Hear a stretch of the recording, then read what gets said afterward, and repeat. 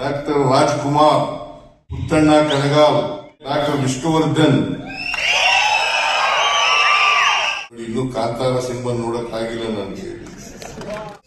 ಚೆನ್ನಾಗಿದೆ ಅಂತ ಹೇಳ್ತಾರೆ, ಬಹಳ ದುಡ್ಡು ಗಳಿಸಿದೆ, ಚೆನ್ನಾಗೂ ಇದೆ. ಒಂದಿನ ನೋಡ್ತೀನಿ.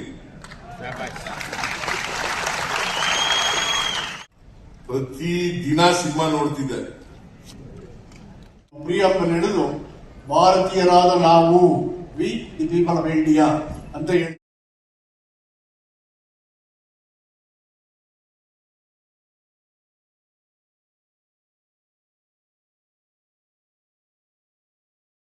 ಚಿತ್ರ ಪ್ರಶಸ್ತಿ ಪ್ರದಾನ ಸಮಾರಂಭ 2018 ಮತ್ತು 2019 ಈ ಒಂದು ಕಾರ್ಯಕ್ರಮವನ್ನು ವಿದ್ಯುಕ್ತವಾಗಿ ಉದ್ಘಾಟನೆ ಮಾಡಿದಂಥ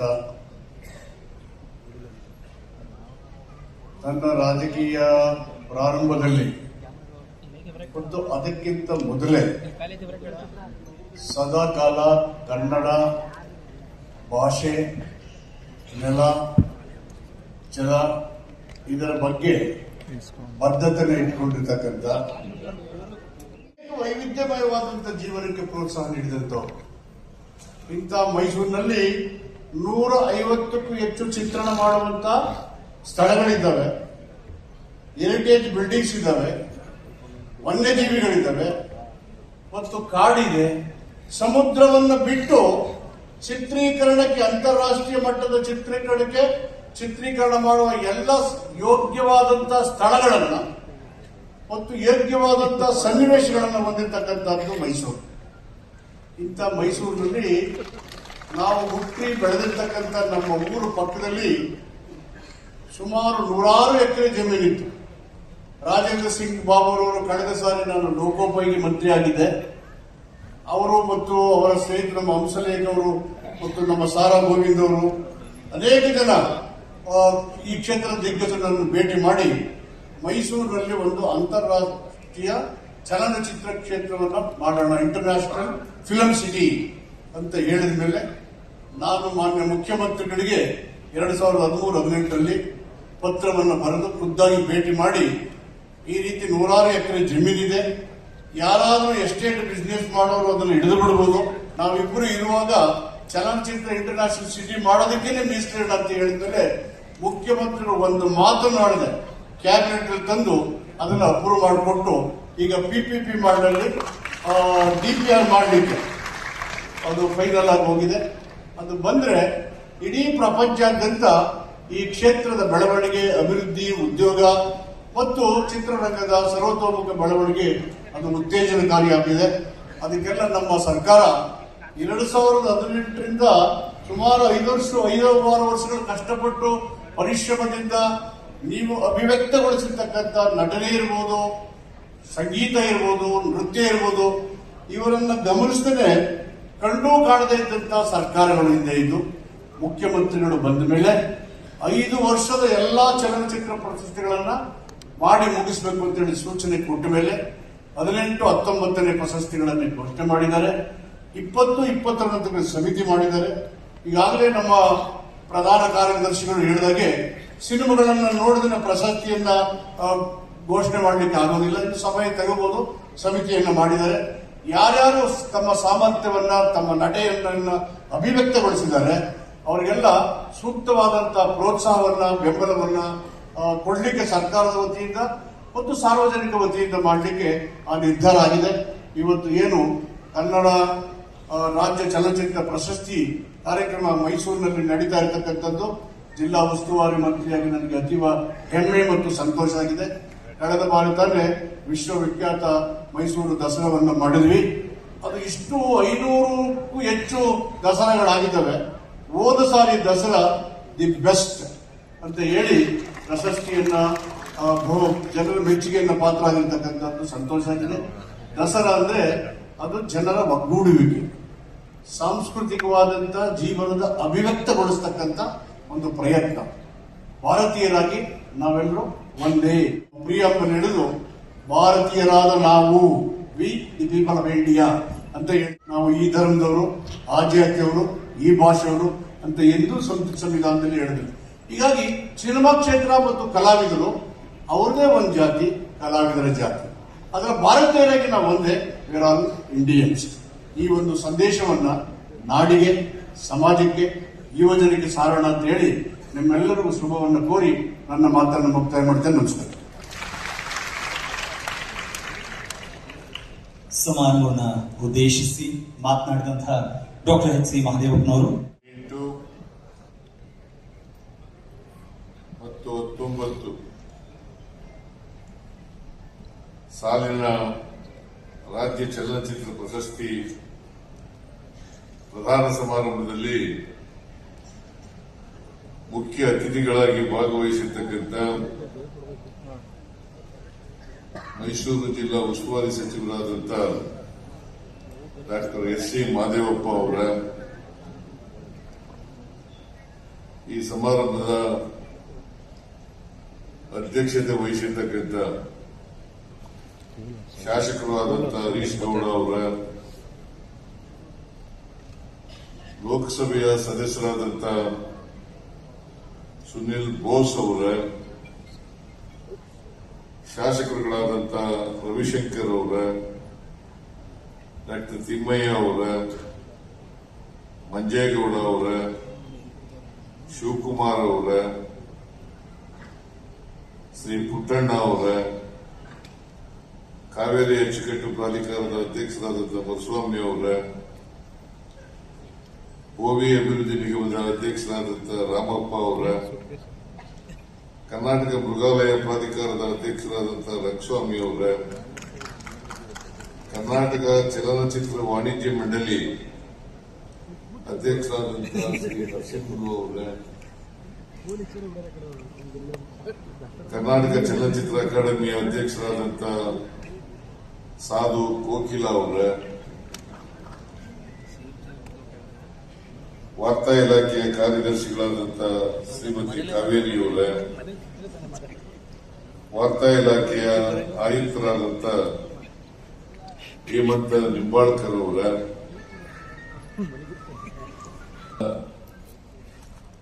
ಅಭಿಮಾನಿಗಳೇ, ನಟ ನಟಿಯರೇ, ರಾಜ್ಯ ಚಲನಚಿತ್ರ ಪ್ರಶಸ್ತಿ ಪುರಸ್ಕೃತರ, ಇತರ ಎಲ್ಲ ಸ್ನೇಹಿತರೆ,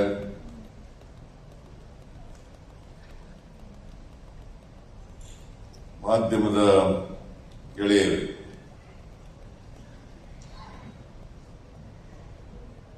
ಮೈಸೂರು ನಗರದಲ್ಲಿ ಸಾಂಸ್ಕೃತಿಕ ನಗರಿ ಅಂತ ಕರಿತೀವಿ, ಸಾಂಸ್ಕೃತಿಕ ನಗರ ಅಂತೇಳಿ ಕರಿತೀವಿ. ಇಲ್ಲಿ 2018 ಮತ್ತು 19 ಈ 2 ವರ್ಷಗಳ ರಾಜ್ಯ ಚಲನಚಿತ್ರ ಪ್ರಶಸ್ತಿ ಪ್ರಧಾನ ಸಮಾರಂಭ ನಡೀತಾ ಇದೆ. ನಿಮ್ಗೆಲ್ಲ ಅನಿಸಿರ್ಬೇಕು, 2018, 19 ಯಾಕೆ ಇಷ್ಟು ವರ್ಷ ಆದ್ರೂ ಕೂಡ ಮಾಡಲಿಲ್ಲ ಅಂತಕ್ಕಂಥ ಪ್ರಶ್ನೆ ಸಾಮಾನ್ಯವಾಗಿ ಉದ್ಭವ ಆಗ್ತದೆ. ಒಂದು ಕಾರಣ, ಹಿಂದಿನ ಸರ್ಕಾರದವರು ಮಾಡಲಿಲ್ಲ.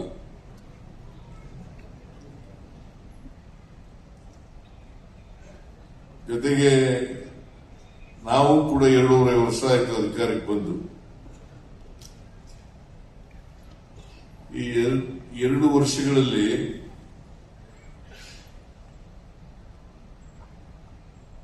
ಹದಿನೆಂಟು 19 ಚಲನಚಿತ್ರ ಪ್ರಶಸ್ತಿ ಪ್ರದಾನ ಮಾಡಬೇಕಾಗಿತ್ತು. ಕಾರಣಾಂತರದಿಂದ ವಿಳಂಬ ಆಯಿತು. ಅದಕ್ಕೆ ನಾನು ತೀರ್ಮಾನ ಮಾಡಿದ್ದೀನಿ, ವಾರ್ತಾ ಇಲಾಖೆಯ ಜೊತೆ ಚರ್ಚೆ ಮಾಡಿದ್ದೀನಿ. 18, 19 ಚಲನಚಿತ್ರ ಪ್ರಶಸ್ತಿ ಪ್ರದಾನ ಮಾಡೋಣ. ಕೆಲವೇ ದಿನಗಳಲ್ಲಿ ಶೀಘ್ರವಾಗಿ 20, 21ನೇ ಚಲನಚಿತ್ರ ಪ್ರಶಸ್ತಿ ಪ್ರದಾನವನ್ನ ಮಾಡ್ತೇವೆ ಅಂತಕ್ಕಂಥ ಮಾತುಗಳನ್ನು ಪ್ರದೇಶದಲ್ಲಿ ಇನ್ನು ಮುಂದೆ ಈ ರೀತಿ ಆಗ್ಲಿಕ್ಕೆ ಬಿಡಕ್ ಹೋಗಲ್ಲ. ಪ್ರತಿ ವರ್ಷನೂ ಕೂಡ ಆಯಾಯ ವರ್ಷ ಅಂದ್ರೆ ಈ ವರ್ಷ 2024 ಮಾಡಬೇಕಾಗಿತ್ತು. ನಾವು ಪ್ರತಿ ವರ್ಷನೂ ಕೂಡ ಆಯಾಯ ವರ್ಷನೇ ಚಲನಚಿತ್ರ ಪ್ರಶಸ್ತಿ ಪ್ರದಾನವನ್ನ ಮಾಡ್ತೇವೆ ಅಂತಕ್ಕಂಥ ಮಾತುಗಳನ್ನ ಈಗಾಗಲೇ ವಾರ್ತಾ ಇಲಾಖೆಯವ್ರ ಜೊತೆ ಚರ್ಚೆ ಮಾಡಿದ್ದೇನೆ. ಅದನ್ನ ಮಾಡೇ ಮಾಡ್ತೀವಿ ಅಂತಕ್ಕಂಥ ಮಾತುಗಳನ್ನ ಹೇಳಲಿಕ್ಕೆ ಬಯಸ್ತಾ ಇದ್ದೇನೆ.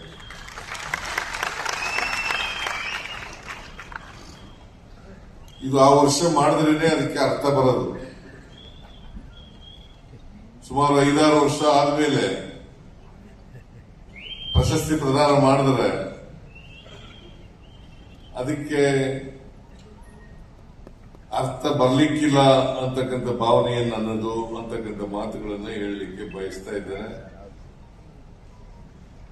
ಈ ವರ್ಷ 2018 ಮತ್ತು 19ನೇ ಸಾಲಿನ ರಾಜ್ಯ ಚಲನಚಿತ್ರ ಪ್ರಶಸ್ತಿ ಯಾರ್ಯಾರು ಪಡ್ಕೊಂಡಿದ್ದಾರೆ, ವಿಜೇತರಿದ್ದಾರೆ, ಪುರಸ್ಕೃತರಿದ್ದಾರೆ, ಅವ್ರಿಗೆಲ್ಲರಿಗೂ ಕೂಡ ಕನ್ನಡ ನಾಡಿನ ಜನತೆಯ ಪರವಾಗಿ, ವೈಯಕ್ತಿಕವಾಗಿ, ಸರ್ಕಾರದ ಪರವಾಗಿ ಅಭಿನಂದನೆಗಳನ್ನು ಸಲ್ಲಿಸಲಿಕ್ಕೆ ಬಯಸ್ತಾ ಇದ್ದಾರೆ. ಅವರೆಲ್ಲರಿಗೂ ಕೂಡ ನಾನು ಎಷ್ಟು ಜನ ಇದ್ದರು ಅಂತ ಕೇಳಿದೆ ಈಗ ತಾನೆ ಆಯುಕ್ತರನ್ನು. ಸುಮಾರು 80ಕ್ಕೂ ಹೆಚ್ಚು ಜನ ಇದ್ದಾರೆ ಅಂತ ಹೇಳಿದ್ರು. ಅದಕ್ಕೆ ನಾನು ಹೇಳಿದೆ, ನಾನೇ ಮೊದಲು ಮಾತಾಡ್ಬಿಡ್ತೀನಿ, ಆಮೇಲೆ ಪ್ರಶಸ್ತಿ ಪ್ರದಾನ ಮಾಡೋಣ ಅಂತ ಹೇಳಿದೆ. ಯಾಕೆಂದ್ರೆ 80 ಜನರಿಗೆ ಪ್ರಶಸ್ತಿ ಪ್ರದಾನ ಮಾಡಿದ್ರೆ ಬಹಳ ವಿಳಂಬ ಆಗ್ತದೆ. ಆಮೇಲೆ ಬಹಳ ಜನ ಪ್ರಶಸ್ತಿ ಪ್ರದಾನ ಆದ್ಮೇಲೆ ಹೊರಟೋಗ್ಬಿಡ್ಬೋದು.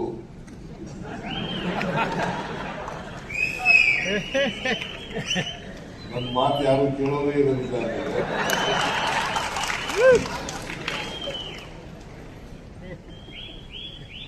ಗೋವಿಂದ ಒಬ್ಬ ಇರ್ತಾನೆ ಅಂತ.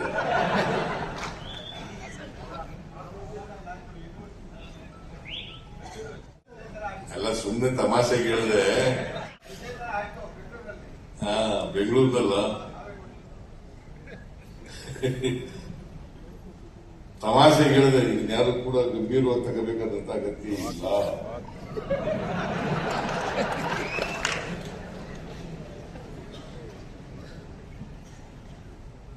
ನೀವು ಇರ್ತೀರಿ, ಬಹಳ ಜನ, ಕೆಲವರು ಹೊರಟೋಗ್ಬೋದು, ಬಹುತೇಕವಾಗಿ ಇರ್ತಾರೆ. ಆದರೂ ನಾನು ಮುಂಚಿತವಾಗಿ ಮಾತನಾಡಬೇಕು ಅಂತಕ್ಕಂಥದನ್ನ ಆಯುಕ್ತರಿಗೆ ಹೇಳಿದೆ. ಆಯುಕ್ತರು ಇಲ್ಲ ಪ್ರಶಸ್ತಿ ಆಮೇಲೆ ಮಾಡ್ತೀವಿ, ನೀವು ಮೊದಲು ಮಾತಾಡ್ಬಿಡಿ ಸರ್ ಅಂತ ಹೇಳಿದ್ರು. ಹಾಗಾಗಿ ಮಾತಾಡ್ತಾ ಇದ್ದೇನೆ. ಇದು ಚಲನಚಿತ್ರಗಳು ಹಿಂದೆ ಒಂದು ಕಾಲದಲ್ಲಿ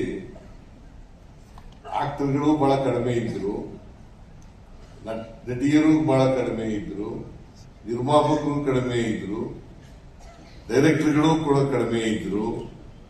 ಈಗ ಹೆಚ್ಚು ಜನ ನಿರ್ಮಾಪಕರಿದ್ದಾರೆ, ಹೆಚ್ಚು ಜನ ನಿರ್ದೇಶಕರಿದ್ದಾರೆ, ಹೆಚ್ಚು ಜನ ನಟ ನಟಿಯರಿದ್ದಾರೆ, ಮತ್ತೆ ಬೇರೆ ಸಿಬ್ಬಂದಿ ವರ್ಗದವರೆಲ್ಲ ಕೂಡ ಇದ್ದಾರೆ.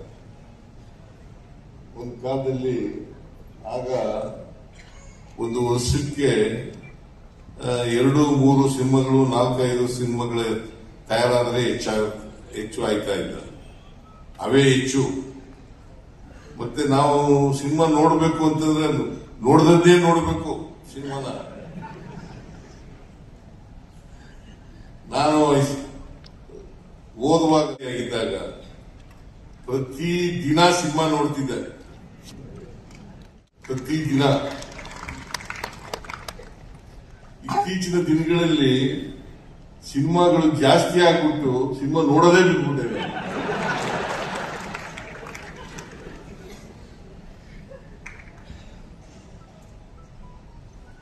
ಸೊ ಹಾಗಾಗಿ ಈಗಿನ ಸಿನಿಮಾಗಳು ಒಂದು ಮೊದಲಿದ್ದಷ್ಟು ಮೌಲ್ಯಯುತವಾದಂತಹ ಸಿನಿಮಾಗಳು ಕಡಿಮೆ ಆಗಿದ್ದಾವೆ. ಸಾಮಾಜಿಕ ಕಳಕಳಿ ಇರ್ತಕ್ಕಂಥ ಚಿತ್ರಗಳು ಕಡಿಮೆ ಆಗಿದ್ದಾವೆ. ಸಮಾಜದಲ್ಲಿ ಬದಲಾವಣೆಯನ್ನ ತರ್ತಕ್ಕಂಥ ಸಿನಿಮಾಗಳು ಕಡಿಮೆ ಆಗಿದ್ದಾವೆ. ಹಾಗಾಗಿ ನಾನು ಪುರ್ಸತ್ತು ಇಲ್ಲ. ಎರಡನೇದು ಈ ಕಾರಣಕ್ಕೋಸ್ಕರ ಸಿನಿಮಾಗಳನ್ನ ನೋಡೋದನ್ನ ಕಡಿಮೆ ಮಾಡಿದ್ದೀನಿ. ಬಹಳ ಅಪರೂಪ ಸಿನಿಮಾಗಳು ನೋಡೋದನ್ನ ಬಹಳ ಹಿಂಸೆ ಮಾಡಿ ಒತ್ತಾಯ ಮಾಡಿದ್ರೆ ಇನ್ನೂ ಕಾಂತಾರ ಸಿನಿಮಾ ನೋಡಕ್ ಆಗಿಲ್ಲ ನನಗೆ.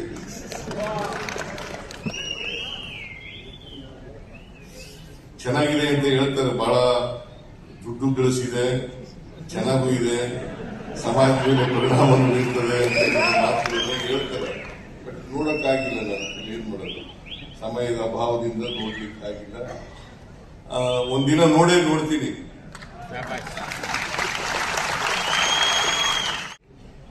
ಇವತ್ತು ಡಾಕ್ಟರ್ ರಾಜ್ಕುಮಾರ್, ಪುಟ್ಟಣ್ಣ ಕಣಗಾಲ್, ಆಮೇಲೆ ಡಾಕ್ಟರ್ ವಿಷ್ಣುವರ್ಧನ್ ಪ್ರಶಸ್ತಿಗಳಿಗೆ ಭಾಜನರಾಗಿರ್ತಕ್ಕಂಥ ಹಿರಿಯ ನಟರು, ನಿರ್ದೇಶಕರು, ನಿರ್ಮಾಪಕರು ಮತ್ತೆ ಅವರೆಲ್ಲ ತಾಂತ್ರಿಕ ವರ್ಗದವರಿಗೆ ಎಲ್ಲರಿಗೂ ಕೂಡ ಹೃದಯಪೂರ್ವಕವಾಗಿ ಬಹಳ ಸಂತೋಷದಿಂದ ಅಭಿನಂದಿಸುತ್ತೇನೆ. ಅವರಿಗೆಲ್ಲರಿಗೂ ಕೂಡ ಆರೋಗ್ಯ ಸಿಕ್ಲಿ, ಆಯುಸ್ಸು ಸಿಕ್ಲಿ, ಆರ್ಥಿಕವಾಗಿ ಕೂಡ ಸಬಲರಾಗ್ಲಿ ಅಂತಕ್ಕಂಥ ಮಾತುಗಳನ್ನ ಹೇಳಲಿಕ್ಕೆ ಬಯಸ್ತಾ ಇದ್ದಾರೆ. ಮತ್ತೆ ನಮ್ಮ ಸಿನಿಮಾಗಳು ಹೇಗಿರ್ಬೇಕು ಅಂತಂದ್ರೆ ಬಹಳ ಪ್ರಭಾವ ಇರತಕ್ಕಂಥ ಮಾಧ್ಯಮ ಇದು. ಎಲ್ಲ ಮಾಧ್ಯಮಗಳಿಗಿಂತ ಹೆಚ್ಚು ಪ್ರಭಾವ ಇರತಕ್ಕಂಥ ಮಾಧ್ಯಮ ಸಿನಿಮಾಗಳು. ಜನರ ಮೇಲೆ ಹೆಚ್ಚು ಪರಿಣಾಮವನ್ನು ಬೀರ್ತವೆ, ಸಮಾಜದ ಮೇಲೆ ಹೆಚ್ಚು ಪರಿಣಾಮವನ್ನು ಬೀರ್ತವೆ. ಅದಕ್ಕೋಸ್ಕರ ನಾವು ಎಂಥ ಸಿನಿಮಾಗಳನ್ನ ತೆಗೆದ್ರೆ, ಎಂಥ ಮೌಲ್ಯಗಳನ್ನ ಜನರಿಗೆ ತಿಳಿಸಿದ್ರೆ ಸಮಾಜದಲ್ಲಿ ಬದಲಾವಣೆಯನ್ನು ಕಾಣಲಿಕ್ಕೆ ಸಾಧ್ಯ ಆಗ್ತದೆ. ಅದಕ್ಕೆ ನೀವೇನ್ ಮಾಡಬೇಕು ಅಂತಂದ್ರೆ, ಹಿಂದೆ ಎಲ್ಲ ಬಹಳ ಸಿನಿಮಾಗಳಿಂದ ಪರಿವರ್ತನೆ ಆಗಿರ್ತಕ್ಕಂಥದ್ದು ಕೂಡ ನಾವು ನೋಡಿದ್ದೀವಿ. ಸಮಾಜದಲ್ಲಿ ಸಿನಿಮಾ ನೋಡಿ ಬಹಳ ಪರಿವರ್ತನೆ ಆಗಿರ್ತಕ್ಕಂಥ ಜನರನ್ನು ಕೂಡ ನೋಡಿದ್ದೀವಿ. ಹೀರೋಗಳ ರೀತಿಯಲ್ಲಿ ಅದೇ ರೀತಿಯಲ್ಲಿ ಜೀವನದಲ್ಲೂ ಕೂಡ ಅಳವಡಿಸ್ಕೊಳ್ತಕ್ಕಂಥ ಪ್ರಯತ್ನ ಮಾಡಿರ್ತಕ್ಕಂಥ ವ್ಯಕ್ತಿಗಳನ್ನು ಕೂಡ ನೋಡಿದ್ದೀವಿ ನಾವು. ಸೊ ಈಗ ಸಿನಿಮಾ ನೋಡಿ ಬದಲಾವಣೆ ಆಗ್ತಕ್ಕಂಥದ್ದು ಬಹಳ ಕಡಿಮೆ ಆಗಿದೆ. ಸಿನಿಮಾದ ರೀತಿಯಲ್ಲಿ, ಆ ಹೀರೋಗಳ ರೀತಿಯಲ್ಲಿ. ಯಾಕಂತಂದ್ರೆ ಹೀರೋಗಳಿದಾರಲ್ಲ, ತಾರೆಯರಿದ್ದಾರಲ್ಲ, ಸಿನಿಮಾ ತಾರೆಯರಿದ್ದಾರಲ್ಲ, ಈ ಸಿನಿಮಾ ತಾರೆಯರು ಕಂಡ್ರೆ ಜನರಿಗೆ ಬಹಳ ಗೌರವ ಜಾಸ್ತಿ ಇರ್ತದೆ, ಮತ್ತೆ ಅವರನ್ನು ಅನುಸರಿಸ್ತಕ್ಕಂಥದ್ದು ಜಾಸ್ತಿ ಇರ್ತದೆ. ಅದಕ್ಕೋಸ್ಕರ ನಿಜ ಜೀವನದಲ್ಲೂ ಕೂಡ ನೀವು ಪರದೆ ಮೇಲೆ ಹೇಗೆ ಇರ್ತೀರಿ ಅದೇ ರೀತಿ ನಿಜ ಜೀವನದಲ್ಲೂ ಕೂಡ ಇರ್ತಕ್ಕಂಥ ಪ್ರಯತ್ನವನ್ನು ಮಾಡಿದಾಗ ಮಾತ್ರ ಹೆಚ್ಚು ಸಮಾಜದ ಮೇಲೆ ಬೆಳಕನ್ನು ಚೆಲ್ಲಿದಾಗ ಆಗ್ತದೆ ಅಂತಕ್ಕಂಥ ಮಾತುಗಳನ್ನು ಈ ಸಂದರ್ಭದಲ್ಲಿ ಹೇಳಲಿಕ್ಕೆ ಬಯಸ್ತಾ ಇದ್ದಾರೆ. ಅಲ್ವಾ, ಸಿನಿಮಾದಲ್ಲಿ ಪರದೆ ಮೇಲೆ ಒಂಥರ ಇರೋದು, ಆಮೇಲೆ ನಿಜ ಜೀವನದಲ್ಲಿ ಒಂಥರ ಇರೋದು, ಹಂಗಾಗ್ಬಾರ್ದಲ್ವಾ? ಡಾಕ್ಟರ್ ರಾಜ್ಕುಮಾರ್ ಅವರು ಸಿನಿಮಾದಲ್ಲಿ ಹೇಗಿರ್ತಾ ಇದ್ರು ಅದೇ ರೀತಿ ಜೀವನದಲ್ಲೂ ಕೂಡ ನಾವು